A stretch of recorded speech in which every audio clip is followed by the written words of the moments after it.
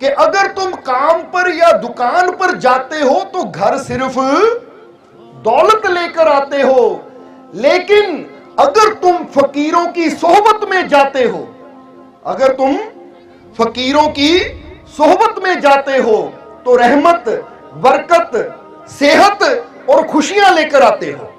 जरा हम गौर करने वाली गल, कहते चार चीज़ां उन्होंने कहियां कि अगर असी फकीरां दी, गुरुआं, रहबरां, संतां दी सोहबत में जाते हैं तो कहते वे किहड़ी किहड़ी चीज़ घर च बंदा लैके आंदा है? रहमत, अगली केड़ी किया? बरकत, अगली केड़ी किया? सेहत, और अगली केड़ी किया? खुशी। क्योंकि अगर देखा जाए तो ये चार चीज़ां इंसान के जीवन च होनियां बहुत ही जरूरी है। अगर ये चार चीज़ां इंसान के जीवन च नहीं है तो फिर ऐसी कहांगे इंसान का जीवन जीवन ही है नहीं। क्योंकि वह काहदा जीवन जिहड़ा हर वेले हाय हाय दुखों के रोने रोंदियां, टेंशनां लैके, ना रात नूं नींद आ रही है, ना दिन नूं चैन आ रहा है, ना ही टेंशन के मारे भुख लग रही है, ना ही बंदा हस सकता है, ना ही बंदा किसी नाल बोल सकता। भाई हसदा क्यों नहीं? की करा, टेंशन ही बहुत है। भाई गल क्यों नहीं करता? की पता की करा, दुखी बहुत है। हुण अगर ऐसी जिंदगी है तो जरा सोचो, ऐसी जिंदगी नूं जिंदगी कहांगे असीं?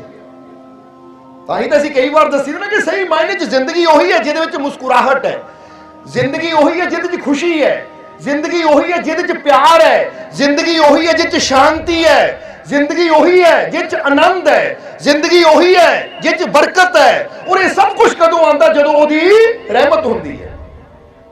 समझदे हो कि नहीं? इसलिए हुण इंसान दे घर च सब कुछ होवे, सब कुछ का मतलब टीवी है, फ्रिज है, एसी है, कार है, सब कुछ ही है। पर जरा एक गल का जवाब दिओ, अगर तंदुरुस्ती ना होवे, अगर खुशी ना होवे, अगर हसी ना होवे, घर च प्यार ना होवे, तो फिर सारिया चीज़ां की करनगियां? फिर मजा आएगा जिंदगी का? फिर बंदा कहेगा कि लै भी मेरा घर बड़ा शानदार है। सो घर समान नाल शानदार नहीं हुंदा। घर शानदार उदों लगदा जदों घर च प्यार होवे, घर च शांति होवे, घर च सुकून होवे, घर च खुशी होवे, फिर घर वधिया लगदा है।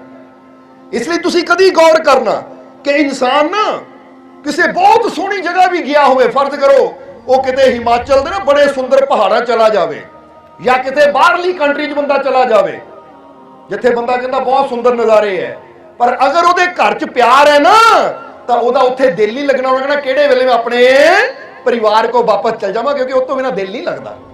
तो जे घर च प्यार ही ना होवे, हुण बड़ी तो बड़ी हवेली होवे, बड़ी तो बड़ी कोठी होवे, जे हर वेले टैंडा हुंदी रहे ना, टैंडा समझदे हो ना, हुण थोड़ा हसना भी है ऐसे, हर वेले एवें तू तू मैं हुंदी रहे, माड़ी माड़ी गल ते झगड़ा हुंदा रहे, वो तोतियां की तरह, ना वो बोल वो टैंडा करनों बंद हुंदा, ना वो हुंदा, तो एवें फसी जाते हैं। तो फिर की हुंदा?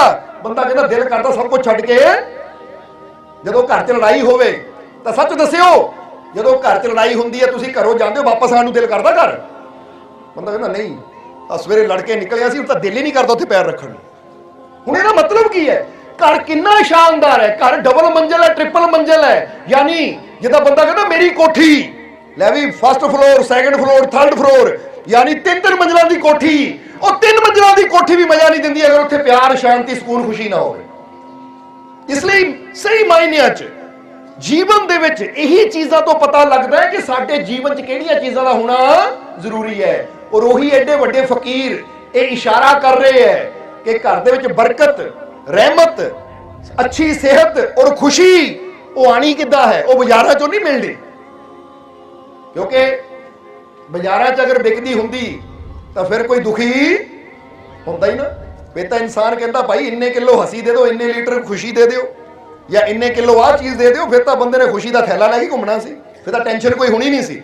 पर यह पता लगता है कि बंदे नूं पदार्थ तो बाजारों चों मिल जाते हैं, चीज़ां तो बाजारों चों मिल जांदियां है, पर जे सानू रहमत चाहिए है, बरकत चाहिए है, खुशी चाहिए है, अच्छी सेहत का राज चाहिए है, तो सानू बाजारों चों नहीं, वो फकीरां दे कोल रह के मिलना है जिथे अज तुसीं बैठे हो। समझदे हो कि?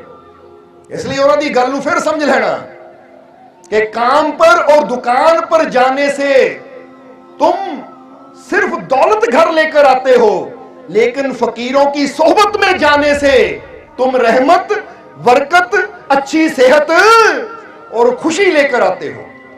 क्योंकि रहमत भी किथे मिलती है? जिथे सतसंग होंदा है, जिथे प्रभु दा ਉਹ ਪ੍ਰਮਾਤਮਾ ਦਾ ਨਾਮ ਹੁੰਦਾ ਹੈ। ਜਿੱਥੇ ਪ੍ਰਮਾਤਮਾ ਦਾ ਜ਼ਿਕਰ ਹੁੰਦਾ ਨਾ, ਉਹਦੀ ਯਾਦ ਹੁੰਦੀ ਹੈ, ਫਿਰ ਰਹਿਮਤ ਵੀ ਉੱਥੇ ਹੁੰਦੀ ਹੈ। ਇਸੇ ਲਈ ਤਾਂ ਗੁਰੂ ਰਹਿਬਰ ਕਿਉਂ ਕਹਿੰਦੇ ਕਿ ਰੱਬ ਦਾ ਨਾਮ ਲਓ, परमात्मा का सिमरन करो। कोई काम करना उन्होंने याद करो, खाना खाना उन्होंने याद करो, सवेरे उठो तो सब तो पहला उसका नाम लो, क्योंकि सारिया गुरुआ रहबरा पीरा फकीरा अवतारा ने कोई गल जानी है कि हर खुशी उहदे नाल ही जुड़ी है। जे असीं उह तो दूर हो जावांगे तो साडे जीवन दी खुशियां तो भी असीं दूर हो जावांगे। जरा सोच के देखो, तुसीं कोई भी धार्मिक ग्रंथ पढ़ लो, चाहे कुरान पढ़ लो, चाहे गीता पढ़ लो, गुरबाणी पढ़ लो, बाइबल पढ़ लो, चाहे होर जिन्ने भी धार्मिक शास्त्र है ना, हर जगह एक ही गल कही है कि ईश्वर ते विश्वास कर। समझते हो कि नहीं? भगवान ते विश्वास कर, अपनी सोच नू बदल, क्योंकि पता है कि जे जीवन च कोई भी इंसान कामयाबी, खुशी, तरक्की चाहता है, सफलता चाहता है, अच्छी सेहत चाहता है, तो हर चीज उहदे नाल जुड़ के ही मिलनी है। समझते हो कि नहीं? इसलिए नाम जपण नू किया जाता है, सिमरन करन नू किया जाता है। एक दिन ना मौलाना रूमी जिन्होंने गल की, उन्होंने जीवन का ही बड़ा प्यारा वाकया याद आ गया सानू कि मौलाना रूमी बैठे हुए सी, क्योंकि मौलाना रूमी बहुत बड़े ज्ञानवान सी, जिहड़ा वक्त का बादशाह सी, उस समय का बादशाह राजा सी, उन्होंने सलाहकार सी। यानी इन्ना इन्होंने ज्ञान सी, कई किताबां इन्होंने लिखियां, जिद्दां समझ लो असीं इधर कहंदे ना चणक्या, महापंडित महाज्ञानी चणक्या, इसी तरह मौलाना रूमी भी उस समय दे बहुत बड़े विद्वान सी। तो जो वक्त का बादशाह सी, ये उहदे सलाहकार सी, बड़ा बादशाह इन्हां दी बड़ी इज्जत करदा सी। जे अपना आसन लांदा सी तां अपने नाल इन्हां दा सिंघासन भी लांदा सी कि मैं बादशाह हां, पर मैनूं सलाह देण वाले ये फकीर है, यानी ये ज्ञानवान है, जिन्हां दी सलाह नाल मेरा राज्य चलदा है। इसलिए हुण कहंदे मौलाना रूमी एक दिन किते बाहर बैठे अपने प्यारिਆਂ ਨੂੰ समझा रहे सी कि रब का नाम लो, परमात्मा का नाम लो, ਉਹਦੇ नाम ना बिगड़ी बन जाती है, ਉਹਦੇ नाम नाल मुश्किल हल हो जाती है। तो एक आदमी उठिया, उठ के कहन लगा कि महाराज तुसीं कहंदे मुर्शद तो नाम लो, रब का नाम लो, क्योंकि समझा रहे सी कि मुर्शद नाल जुड़ो, मुर्शद तो नाम लो, रब की बंदगी करो, रब की इबादत करो, फिर जीवन खुशियां आंदियां है। तो उसने उन्हें कहा महाराज कि रब का नाम लेना की होना, मैं तो नमाज भी पढ़ता हाँ, यानी मुर्शद दे कोलों नाम लेना, मुर्शद की दसी हुई युक्ति दे नाल की होना है, मैं तो हज भी करता है, नमाज भी पढ़ता है, मैं होर भी जो रोजे रखने को किया जो भी करता, तो फिर मैनू कि मुर्शद का नाम लैन की लोड़ है। तो मौलाना रूमी ने कहा हाँ, तू जो मर्जी कर्म कर, तू चाहे पूजा कर, चाहे पाठ कर, चाहे तीर्थ यात्रा कर, चाहे कोई भी कर्म कर, पर जीवन च गुरु का होना बहुत ही जरूरी है। वो कहता मारे क्यों, जब असीं नमाज पढ़ रहे हैं, या हुण कोई बंदा कहे असीं वर्त रख रहे हैं, पूजा कर रहे हैं, तीर्थ ते जा रहे हैं, इदां होना कि नमाज पढ़ रहे हैं, हज कर रहे हैं, रोजे रख रहे हैं, सानू मुर्शद दी की लोड़। तो मौलाना रूमी कहंदे बेटा इदां कर, इत्थे नहीं तैनूं समझा सकदे, तू कल साडे महल च जदों दरबार लगा होएगा ना बादशाह दा, वो महल च आई, कित्थे आई, बादशाह दे महल च, पर खबरदार जेड़ा द्वारपाल होएगा साडा नाम नहीं लेना उत्थे कि असीं तैनूं बुलाया है। की कहता, दरवाजे ते जेड़ा सैनिक खड़ा है ना, मेन द्वारपाल, जिद्दां एंट्री हुंदी है महलां दी, क्योंकि तुहानूं पता महलां दे बाहर सैनिक खड़े हुंदे, कोई एवें नहीं कि जेड़ा मर्जी अंदर चला जावे। हुण कोई खास कोई स्पैशल ही हुंदे है जिन्हां नूं बादशाह बुलावे तां ओही अंदर जावे, नहीं तो हर कोई नहीं जा सकदा। हुण जिद्दां अज बंदा कहे कि मैं देश के राष्ट्रपति के भवन च जाना है या प्रधानमंत्री के घर च जाना, तो इदां थोड़ी हरेक ने चल जाना है, उत्थे पहला अंदरों इनविटेशन आता है, जिन्होंने बुलावा आता उही फिर अंदर जाता है। हुण समझना इदां ही बादशाह का महल। तो मौलाना रूमी ने उन्होंने कहा याद रखी, तू कल महल में आना है, असीं तेरा इंतजार करांगे, उत्थे तैनूं इह गल दा जवाब देवांगे कि मुर्शद का नाम लैण दी लोड़ क्यों है, इसलिए कल आई, पर साडा नाम बिल्कुल नहीं कि असीं तैनूं बुलाया है। कहंदा जी ठीक है। अगला दिन होया, मौलाना रूमी दरबार च बैठे, बादशाह दे कोल सारा दिन कार्रवाई चली। जदों सारा दिन कार्रवाई चली, शाम नूं जदों फ्री होए मौलाना रूमी, तो मौलाना रूमी फिर उठ के महल तो बाहर गए, और जिथे उस दिन बैठे उन्होंने समझा रहे सी उत्थे पहुंच गए, क्योंकि पता सी कि महल की कार्रवाई तो बाद ये फकीरां ने इत्थे ही मिलना है। जदों उत्थे दोबारा बैठे वो आदमी आया, तो मौलाना रूमी ने कहा तू आया क्यों नहीं, अज तेनू सारा दिन मैं महल च उड़ीकदा रहा, दरबार च उड़ीकदा रहा, आया क्यों नहीं? कहंदा महाराज आंदा किदां, मैं तो आया सी पर जिहड़ा द्वारपाल सी ना दरवाजे ते सैनिक खड़ा सी, उन्हें मैनूं अंदर ही नहीं जाण दिता। मैं बथेरा किया मैं जाना दरबार च, ओ मैं जाना आ, मैनूं सद्दा आया है, मैं अंदर जाना है। वो कहंदा किहदा सद्दा आ गया? तेरे वर्गे बंदे नूं है, बादशाह दे महल चों तेरे वर्गे नूं सद्दे आने, दस नाम लै। कहंदा तुसीं मना कीता सी नाम नहीं लेना, नाम मैं लै नहीं सकदा सी, तां बिना नाम लिया उन्हें मैनूं अंदर आण नहीं दिता।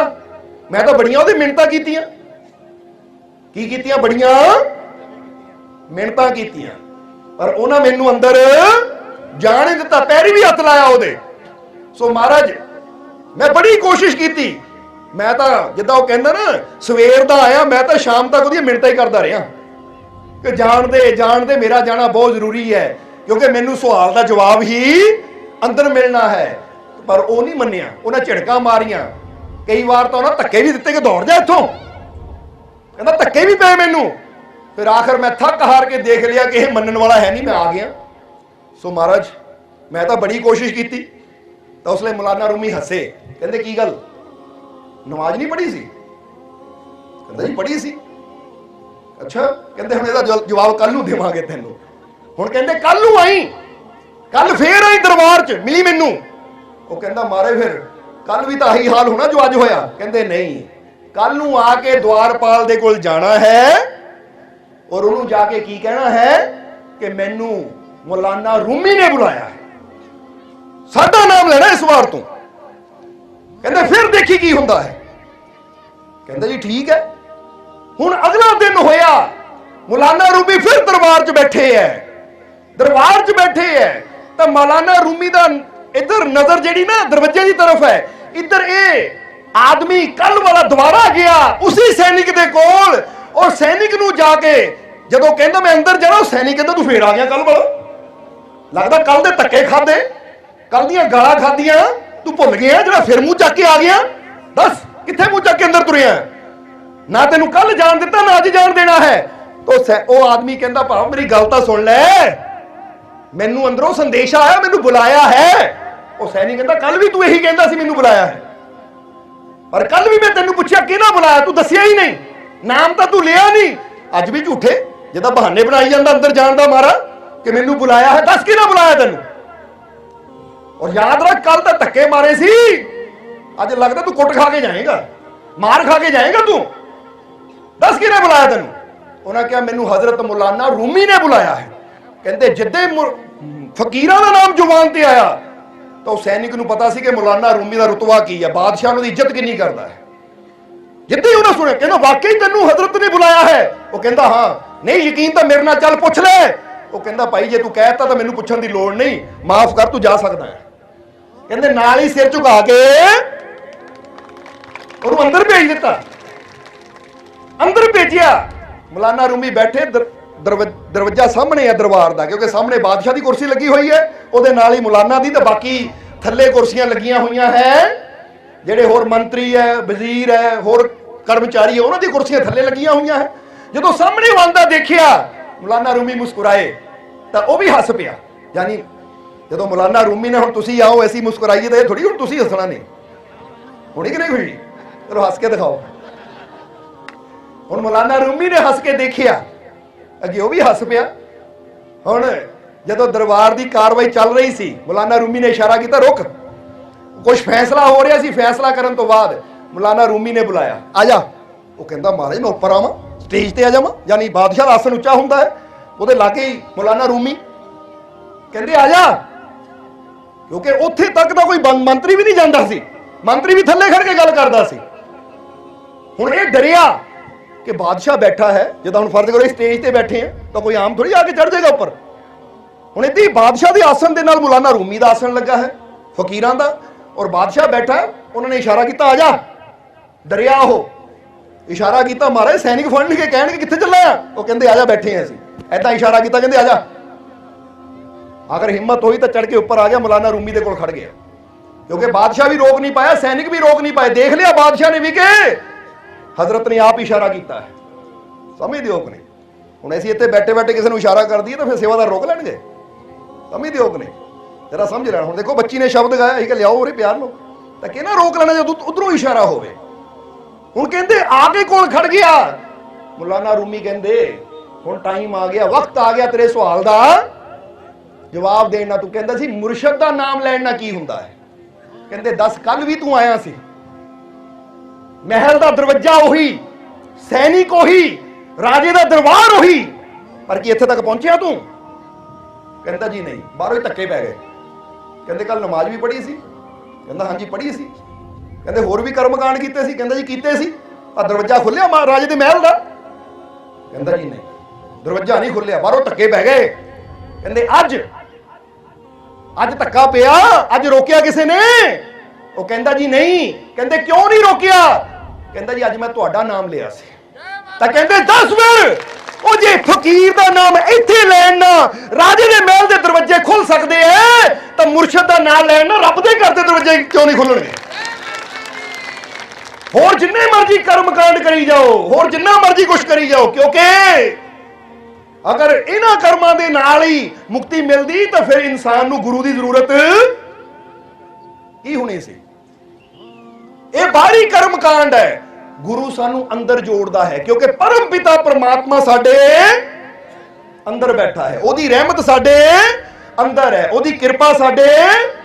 ਕਹਿੰਦੇ ਜਰਾ ਸੋਚ, ਓਏ ਜੇ ਇੱਕ ਮੇਰਾ ਨਾਮ ਲੈਣ ਨਾਲ ਉਹ ਦਰਵਾਜ਼ਾ ਖੋਲ ਸਕਦਾ ਹੈ, ਤਾਂ ਫਿਰ ਰੱਬ ਦੇ ਘਰ ਦਾ ਦਰਵਾਜ਼ਾ ਕਿਉਂ ਨਹੀਂ ਖੁੱਲੇਗਾ? ਜਦੋਂ ਮੁਰਸ਼ਦ ਦਾ ਨਾਮ ਲੈ ਕੇ ਸਿਮਰਨ ਕਰਦੇ ਆ, ਬੰਦਗੀ ਕਰਦੇ ਆ, ਤਾਂ ਫਿਰ ਰੱਬ ਦੇ ਘਰ ਵੀ ਕੋਈ ਹਿਸਾਬ ਕਿਤਾਬ ਨਹੀਂ। ਤਾਂ ਇੱਥੇ ਬੜੀ ਪੁੱਛਗਿੱਛ ਹੁੰਦੀ ਹੈ, ਭਾਈ ਜਾਣਾ ਕਿਹਨਾਂ ਬੁਲਾਇਆ, ਕਿੱਥੋਂ ਆਇਆ?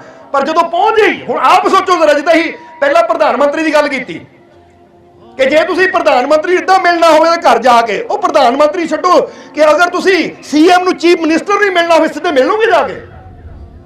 ਤਾਂ ਜੇ ਸੀਐਮ ਹੀ ਬੁਲਾਵੇ ਤੁਹਾਨੂੰ ਕਿ ਲੈ ਵੀ ਉਹਨਾਂ ਬੁਲਾਇਆ ਹੈ, ਤਾਂ ਜਿਹੜੇ ਗੇਟਕੀਪਰ ਹੈ ਉਹ ਸਲੂਟ ਮਾਰ ਕੇ ਗੱਡੀ 'ਚ ਬਿਠਾ ਕੇ ਅੰਦਰ ਲੈ ਜਾਣਗੇ, ਕੋਈ ਚੈੱਕਅਪ ਹੋਏਗਾ ਨਹੀਂ ਤੁਹਾਡਾ। ਤਾਂ ਜ਼ਰਾ ਸੋਚੋ, ਜੇ ਮੰਤਰੀ ਦੀ ਜਾਣਕਾਰੀ ਇੱਕ ਮੰਤਰੀ ਨਾ ਪਹਿਚਾਣੇ ਤਾਂ ਬਿਨਾਂ ਰੁਕਾਵਟ ਤੋਂ ਅੱਗੇ ਵੱਧ ਜਾਈਦਾ ਹੈ, ਤਾਂ ਜਦੋਂ ਪਹਿਚਾਣ ਹੀ ਮੁਰਸ਼ਿਦ ਨਾਲ ਹੋਏਗੀ ਤਾਂ ਫਿਰ ਕਿਹੜੀਆਂ ਰੁਕਾਵਟਾਂ ਆਣਗੀਆਂ? ਫਿਰ ਤਾਂ ਇਨਸਾਨ ਦੇ ਬੰਦ ਦਰਵਾਜ਼ੇ ਵੀ।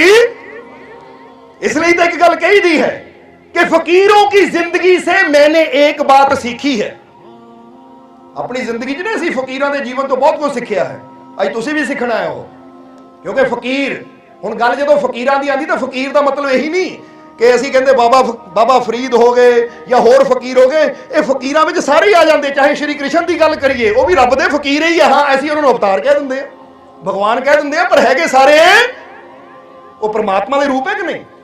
इसलिए गुरु कह लो, फकीर कह लो, ये फर्क कोई नहीं हुंदा।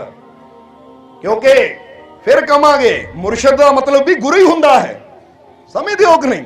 फकीर का मतलब भी रास्ता दिखाने वाला हुंदा है, जिहड़ा परमात्मा के घर तक लैके जाने वाला। हाँ, शब्दां दा फेर है कि किते जगह कई जगह लिखिया है कि फकीरां ने रहमत की, तो कई जगह हुंदा सतगुर की रहमत, सतगुर की कृपा, पर गल तां ओही है। बस ये लफ्ज़ां दे फेर।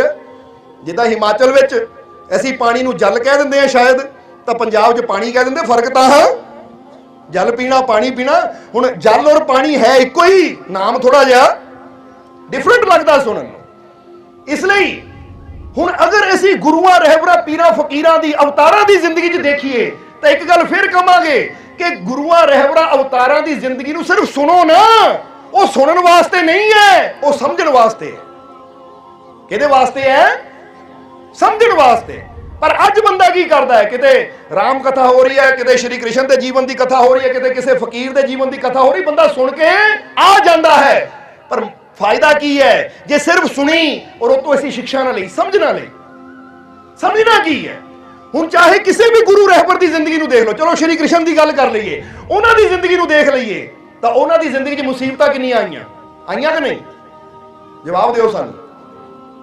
बचपन च जन्म होया कारागार दे अंदर, काल कोठरी दे अंदर, और बचपन च माता पिता तो विछड़ गए, समझते हो कि नहीं? और बचपन च गऊआं चारियां या होर की कुछ नहीं किया, कितनियां मुसीबत आईयां। हुण असीं कहंदे लै वाह वाह श्री कृष्ण ने इदां कीता, वो सिर्फ वाह वाह करने वास्ते नहीं है, ये इशारा है कि शिक्षा लेनी है। वो सिखा रहे हैं कि जे मैं इदां दे बुरे हालातां च मुस्कुरा के हिम्मत ना अगे वध सकदा है, तो तेरे जीवन च अगर बुरे हालात मुश्किल आवे तो रोई ना, दुखी ना होई, तुम ही हिम्मत रख, मुस्कुरा और कदम अगे बढ़ा, तेन कामयाबी जरूर मिलेगी। ये शिक्षा लेनी है।